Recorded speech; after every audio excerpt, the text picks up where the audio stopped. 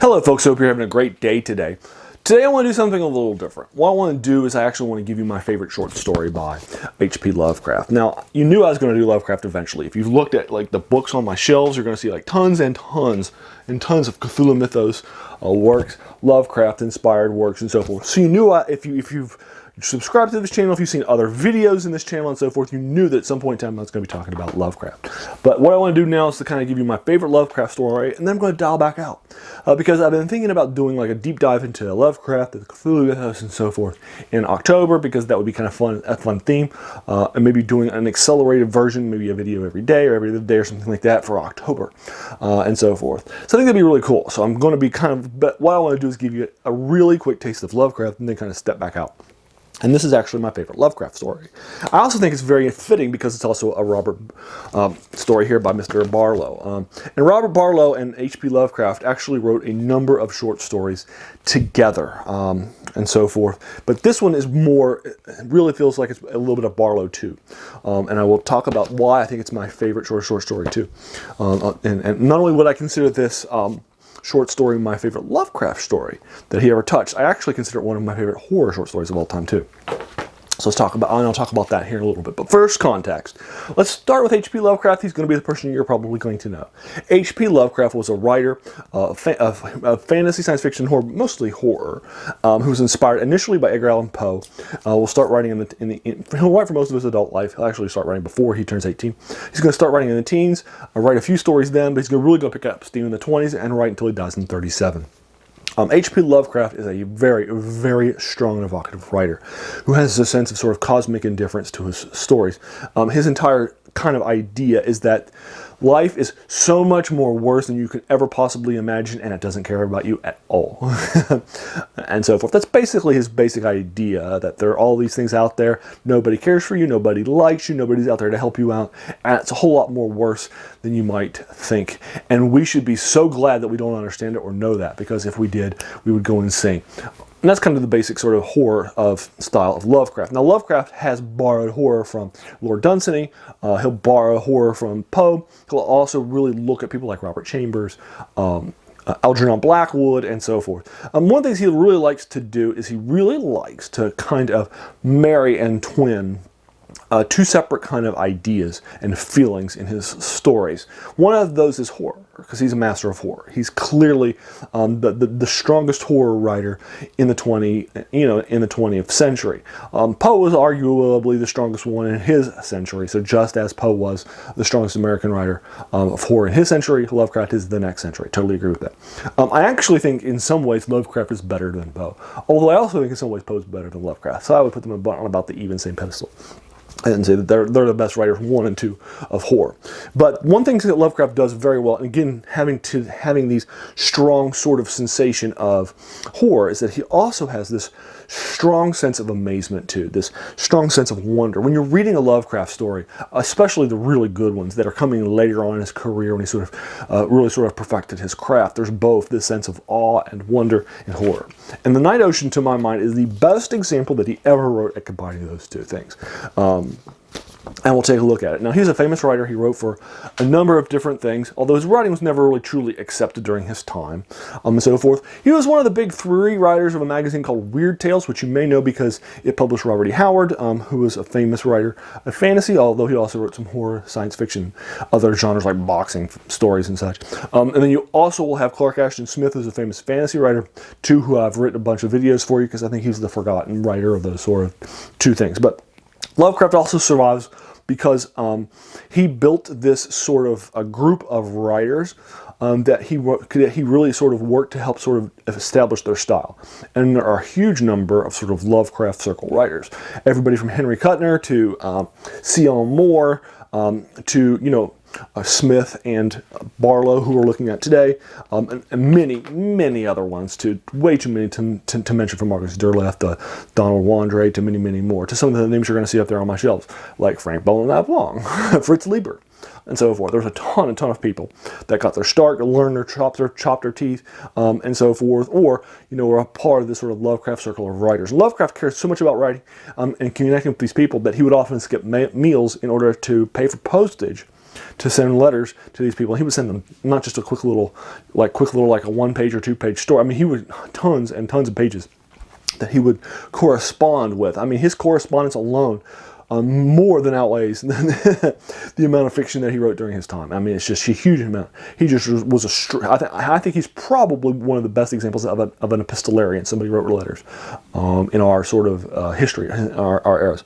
But anyway, so what I want to do, though, is take a look at this work. And Robert Barlow, on the other hand, was again somebody he really brought into the style of crafting and so forth. He was somebody who H.P. Lovecraft really was looking out for. Is this young new writer on the scene. It's kind of very delicate, kind of like Lovecraft was, and so forth. And Lovecraft's really going to kind of take him under his wing, sort of as a mentor to him.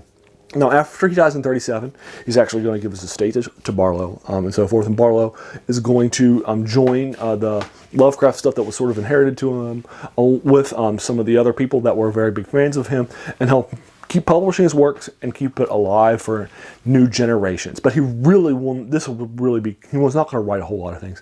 He's actually... he becomes a professor, Barlow does, and so forth. He's actually a gay professor who's trying to deal with his sexuality and so forth at a time when that was not accepted or open. And ultimately, he'll commit suicide about 2 decades later in the 50s, if I remember correctly, in the 50s. So that's kind of Barlow's sort of trajectory, both career-wise. And so this is basically the high water mark for Barlow, and I also consider it the high water mark for Lovecraft. It's also good because it's one of his best examples, I think, in his later career of writing, but it's not connected to the Cthulhu Mythos at all, which is good, because a lot of those works are, and again, I kind of want to take you kind of into a dive into the Cthulhu Mythos later. So let's take a look at the Night Ocean, why I like it so much, why I think it's such a strong atmospheric work, why I think the horror for it works. And this is, by the way, I've probably read this story like 10 times. I just still love this story so much. So let's take a look at the Night Ocean. The Night Ocean is going to start out, you're going to start off with this writer who's going to have rented a cottage on a beach, in a New England beach in a New England town, after a lot of the sort of folks have left for the time, because I lived in Fairfield, Connecticut for about 2.5 years, so I can attest to this. There are a lot of people it was just on the Long Island Sound, but there were a lot of folks there who would be there for the summer in their beach houses and their beach homes and so forth when it was nice and warm in New England, and then they would go back south for the year, or they would go elsewhere. And so you would have the city would be much bigger in the summertime than it would be outside of summertime. It's not unlike that Morrissey song about every day's like Sunday. We have that small little towns and so forth, and it's like those little towns are still there, they haven't shut them down yet and so forth. It's kind of like that too, in kind of these New England sort of seaside places that are much bigger in the summertime, where the numbers are swole by people that are living there for the summer in their beach homes, but then go back home. In fact, many of these beach homes won't even have air conditioning because they won't even have heat because they don't need them, because there's nobody living there in the wintertime. There are only people there in the summertime and so forth. So there's just an AC unit or something like that, maybe a window AC unit or a big fan in the setting. So anyway, that's kind of definitely something I experienced during my time in New England, even though it was limited because I lived on the shore. So that's kind of, definitely true to where he was growing up. He lived in New England and such. So here's your setting is in this town. It's a town that's basically just started to peter out with its population. And one of these folks are very happy to rent a cabin to our point of view character, who's going to be renting some space there. Basically, it's really right on the beach, but he really likes where it is because it's like right past a couple of bends. So while it's very close walking-wise to the rest of the town, to food, to shopping, to explorations and so forth, it's really kind of isolated on the edge. And so the person who owned it's very happy to find somebody who wants to rent it, because this will be a very difficult time, to rent things. And he's very happy to come and join their town during their life here, and so forth. And he starts out like late August and so forth, near the end of the season and so forth. So there's still going to be some people using the beach, but not as much and so forth.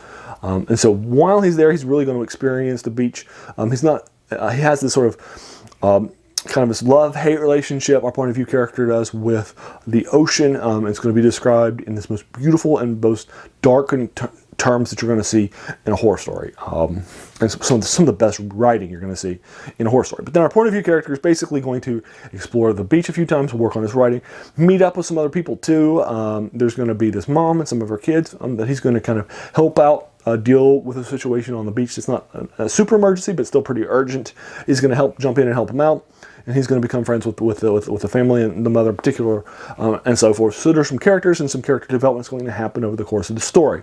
But the main part that's going to happen is when about halfway through the story, and the story's mood and atmosphere already has been so perfect, even though the various events that have happened are kind of just typical beach events and so forth, although you can tell there's this sort of darkness to it that's been growing and so forth. And then some events are going to happen about halfway through the story during a storm late one night, and then after that storm moves away, some things are going to change both in the beach and our point of view's characters' lives, and in his realization of what's actually out there in the ocean.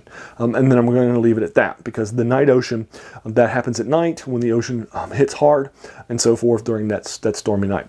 And then again, there's going to be some things that happen and so forth. Now again, I'm going to pull out. I don't want to give you too many spoilers, particularly for this story, because I love this story so much. But I did want to give it to you today.